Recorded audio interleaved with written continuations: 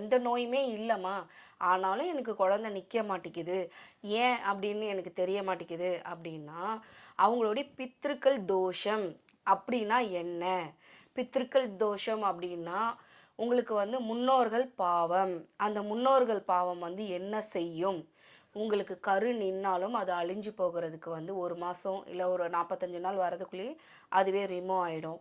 இன்னொன்னு வந்து பார்த்தீங்க அப்படின்னா, நம்ம வீட்ல வந்து ஒரு சில வீடு கட்டுறதுக்கு ஸ்டார்ட் பண்ணுவோம். ஸ்டார்ட் பண்ணும்போது வந்து நெறையா தடங்கல் எல்லாமே வரும். அப்ப நீங்க ஒரு பாதி கட்டிட்டு பாதி அப்படியே விடுற நிலைமைக்கு அவங்க வந்து திடீர்னு பிரெக்னன்ட் ஆகுறாங்க அப்படின்ற ஒரு விஷயத்த கொண்டுட்டு வருவாங்க. பார்த்தா அதில அவங்க வந்து கன்சீவா இருந்து அப்படியே ரிமூவ் ஆயிடும். அப்புறம் இன்னொன்னு வந்து பார்த்தீங்க அப்படின்னா, நம்மளுடைய பூமி கோளாறு. எப்படின்னா, பூமியோடைய கனெக்ஷனும், நம்ம கனெக்ஷனும் ஒண்ணு. அந்த செப்டிக் டேங்க வந்து நீங்க வந்து இடம் மாற்றணும்.